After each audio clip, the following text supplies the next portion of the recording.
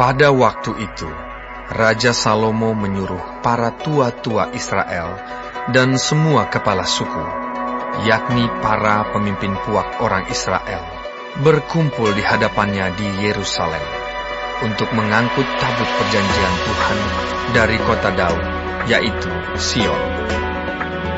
Maka pada hari raya di bulan Etanim, yakni bulan ketujuh, berkumpullah di hadapan Raja Salomo semua orang Israel.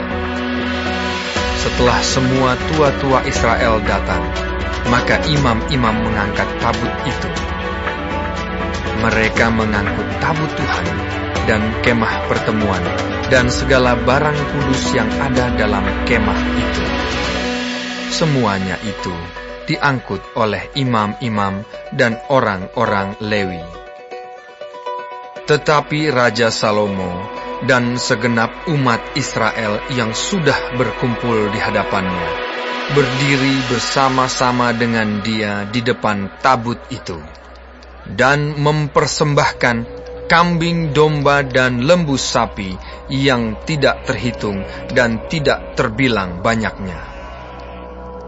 Kemudian imam-imam membawa tabut perjanjian Tuhan itu ke tempatnya di ruang belakang rumah itu, di tempat Maha Kudus, tepat di bawah sayap kerub-kerub. Sebab kerub-kerub itu mengembangkan kedua sayapnya di atas tempat tabut itu, sehingga kerub-kerub itu menudungi tabut serta kayu-kayu pengusungnya dari atas. Kayu-kayu pengusung itu demikian panjangnya, sehingga ujungnya kelihatan dari tempat kudus yang di depan ruang belakang itu, tetapi tidak kelihatan dari luar. Dan disitulah tempatnya sampai hari ini. Dalam tabut itu tidak ada apa-apa selain dari kedua loh batu yang diletakkan Musa ke dalamnya di Gunung Horeb, yakni loh-loh batu bertuliskan perjanjian yang diadakan Tuhan dengan orang Israel pada waktu perjalanan mereka keluar dari tanah Mesir.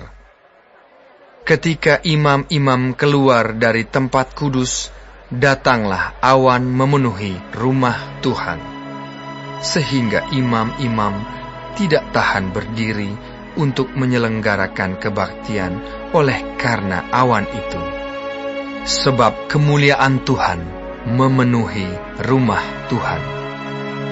Pada waktu itu berkatalah Salomo, Tuhan telah menetapkan matahari di langit, tetapi Ia memutuskan untuk diam dalam kekelaman. Sekarang aku telah mendirikan rumah kediaman bagimu, tempat engkau menetap selama-lamanya. Kemudian berpalinglah raja, lalu memberkati seluruh jemaah Israel, sedang segenap jemaah Israel berdiri. Ia berkata, Terpujilah Tuhan Allah Israel yang telah menyelesaikan dengan tangannya apa yang difirmankannya dengan mulutnya kepada Daud ayahku. Demikian, sejak aku membawa umatku Israel keluar dari Mesir, tidak ada kota yang kupilih di antara segala suku Israel untuk mendirikan rumah di sana sebagai tempat kediaman namaku. Tetapi aku telah memilih Daud untuk berkuasa atas umatku Israel. Lalu raja melanjutkan, Ketika Daud ayahku bermaksud mendirikan rumah untuk nama Tuhan Allah Israel, berfirmanlah Tuhan kepadanya, Engkau bermaksud mendirikan rumah untuk namaku, dan maksudmu itu memanglah baik. Hanya bukanlah engkau yang akan mendirikan rumah itu, melainkan anak kandungmu yang akan lahir kelak. Dialah yang akan mendirikan rumah itu untuk namaku. Jadi Tuhan telah menepati janji yang telah diucapkannya. Aku telah bangkit menggantikan Daud ayahku, dan telah duduk di atas tahta kerajaan Israel, seperti yang difirmankan Tuhan. Aku telah mendirikan rumah ini untuk nama Tuhan Allah Israel, dan telah menyediakan di sana tempat untuk tabut. yang memuat perjanjian yang telah diadakan Tuhan dengan nenek moyang kita ketika mereka dibawanya keluar dari tanah Mesir. Kemudian berdirilah Salomo di depan mezbah Tuhan, di hadapan segenap jemaah Israel. Ditadahkannyalah tangannya ke langit, lalu berkata, "Ya Tuhan, Allah Israel, tidak ada Allah seperti Engkau di langit di atas dan di bumi di bawah. Engkau yang memelihara perjanjian dan kasih setia kepada hamba-hambamu yang dengan segenap hatinya hidup di hadapan-Mu. Engkau yang tetap berpegang pada janji-Mu terhadap hamba-Mu Daud ayahku, dan yang telah menggenapi dengan tangan-Mu apa yang Kau firmankan dengan mulut-Mu, seperti yang terjadi pada hari ini. Maka sekarang ya Tuhan Allah Israel, peliharalah apa yang Kau janjikan kepada hamba-Mu Daud ayahku, dengan berkata, keturunanmu takkan terputus di hadapanku, dan tetap akan duduk di atas tahta kerajaan Israel, asal anak-anakmu tetap hidup di hadapanku sama seperti Engkau hidup di hadapanku. Maka sekarang ya Allah Israel, biarlah kiranya menjadi nyata keteguhan janji yang telah Kau ucapkan kepada hamba-Mu Daud ayahku. Tetapi benarkah Allah hendak diam di atas bumi? Sesungguhnya langit, bahkan langit yang mengatasi segala langit pun tidak dapat memuat Engkau. Terlebih lagi rumah yang kudirikan ini. Maka berpalinglah kepada doa dan permohonan hamba-Mu ini ya Tuhan Allahku. Dengarkanlah seruan dan doa yang hamba-Mu panjatkan di hadapan-Mu pada hari ini. Kiranya mata-Mu terbuka terhadap rumah ini siang dan malam, terhadap tempat yang Kau katakan, namaku akan tinggal di sana. Dengarkanlah doa yang hamba-Mu panjatkan di tempat ini. Dan dengarkanlah permohonan hamba-Mu dan umat-Mu Israel yang mereka panjatkan di tempat ini, bahwa Engkau juga yang mendengarnya di tempat kediaman-Mu di sorga. Dan apabila Engkau mendengarnya, maka Engkau akan mengampuni. Jika seseorang telah berdosa kepada temannya, lalu diwajibkan mengangkat sumpah dengan mengutuk dirinya, dan dia datang bersumpah ke depan mezbah-Mu di dalam rumah ini, maka Engkau pun kiranya mendengarkannya di sorga, dan bertindak serta mengadili hamba-hamba-Mu, yakni menyatakan bersalah orang yang bersalah dengan menanggungkan perbuatannya kepada orang itu sendiri, tetapi menyatakan benar orang yang benar, dengan memberi pembalasan kepadanya yang sesuai dengan kebenarannya. Apabila umat-Mu Israel terpukul kalah oleh musuhnya karena mereka berdosa kepadamu, kemudian mereka berbalik kepadamu dan mengakui nama-Mu, dan mereka berdoa dan memohon kepadamu di rumah ini, maka Engkau pun kiranya mendengarkannya di sorga, dan mengampuni dosa umat-Mu Israel, dan mengembalikan mereka ke tanah yang telah Kau berikan kepada nenek moyang mereka. Apabila langit tertutup sehingga tidak ada hujan, sebab mereka berdosa kepadamu, lalu mereka berdoa di tempat ini dan mengakui nama-Mu, dan mereka berbalik dari dosanya, sebab Engkau telah menindas mereka, maka Engkau pun kiranya mendengarkannya di sorga, dan mengampuni dosa hamba-hamba-Mu umat-Mu Israel, karena Engkaulah yang menunjukkan kepada mereka jalan yang baik yang harus mereka ikuti, dan Engkau kiranya memberikan hujan kepada tanah-Mu yang telah Kau berikan kepada umat-Mu menjadi milik pusaka.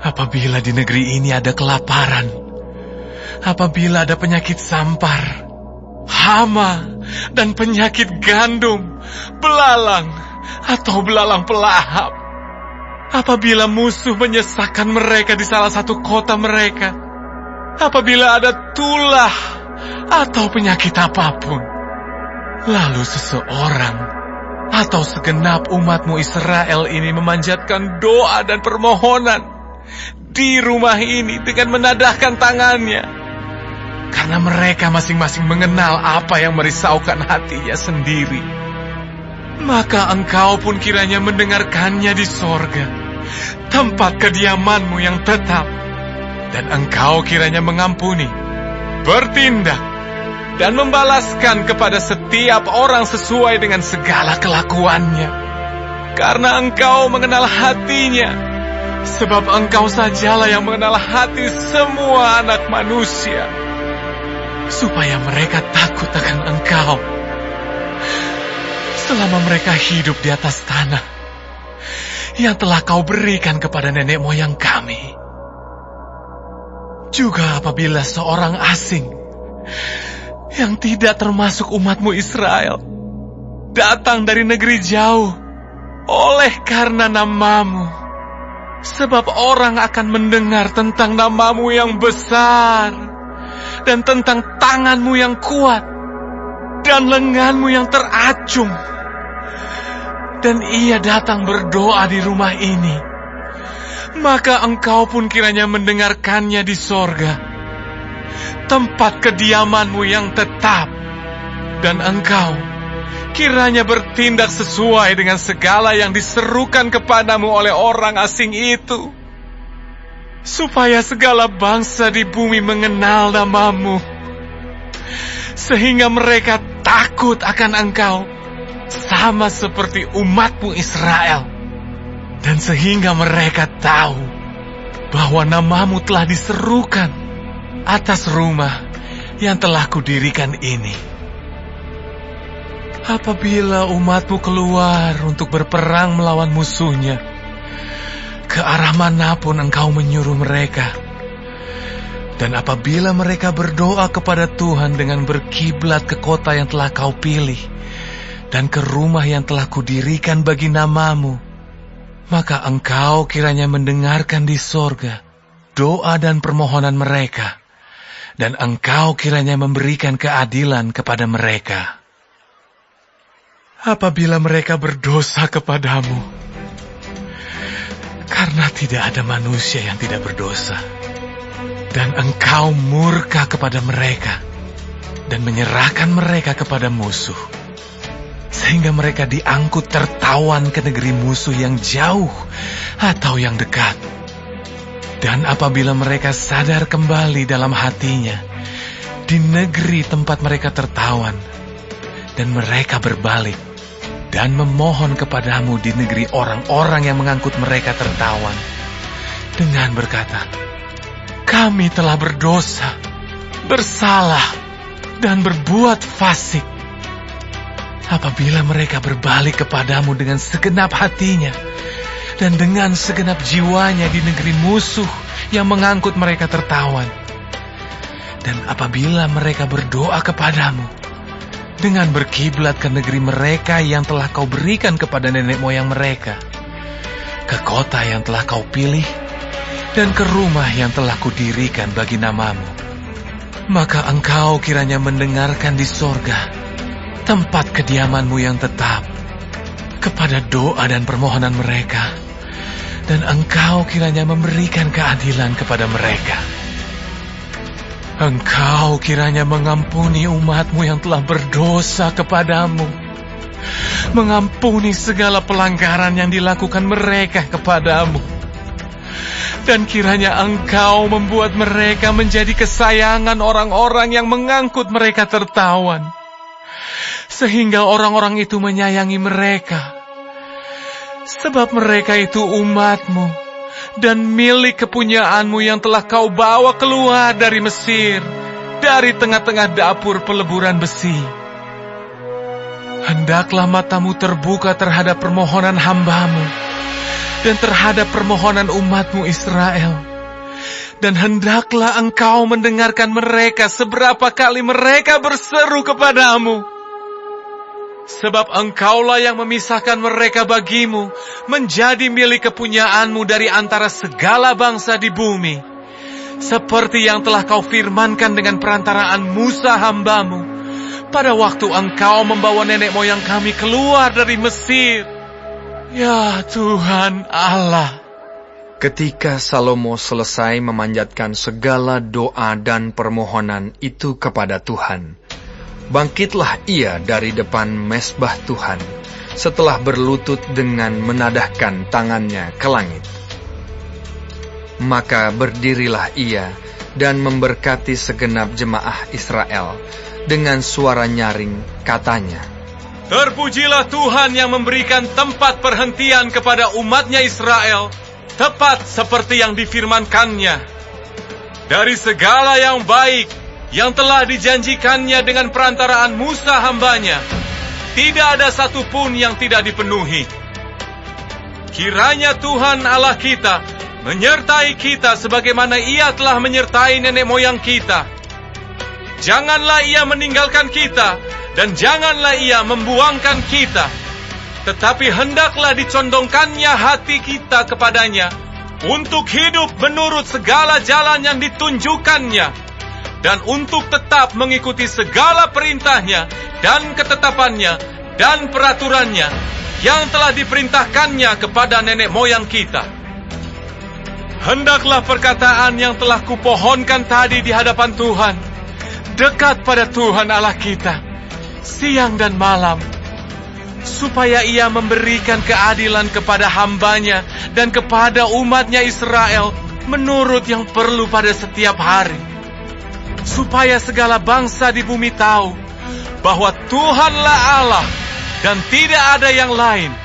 Dan hendaklah kamu berpaut kepada Tuhan Allah kita dengan sepenuh hatimu dan dengan hidup menurut segala ketetapannya, dan dengan tetap mengikuti segala perintahnya seperti pada hari ini. Lalu raja bersama-sama segenap Israel mempersembahkan korban sembelihan di hadapan Tuhan. Sebagai korban keselamatannya kepada Tuhan, Salomo mempersembahkan 22.000 ekor lembu sapi dan 120.000 ekor kambing domba. Demikianlah raja dan segenap Israel mentahbiskan rumah Tuhan itu. Pada hari itu juga, raja menguduskan pertengahan pelataran yang di depan rumah Tuhan, sebab disitulah ia mempersembahkan korban bakaran, korban sajian, dan segala lemak korban keselamatan. Sebab mezbah tembaga yang di hadapan Tuhan itu terlalu kecil untuk memuat korban bakaran dan korban sajian dan segala lemak korban keselamatan itu. Lalu Salomo mengadakan perayaan pada waktu itu juga di hadapan Tuhan Allah kita selama 7 hari, bersama-sama dengan seluruh Israel, suatu jemaah yang besar, dari jalan masuk ke Hamat sampai sungai Mesir. Pada hari yang ke-8, disuruhnya bangsa itu pergi, maka mereka memohon berkat untuk raja, lalu pulang ke kemah mereka sambil bersukacita dan bergembira atas segala kebaikan yang telah dilakukan Tuhan kepada Daud, hambanya, dan kepada orang Israel, umatnya.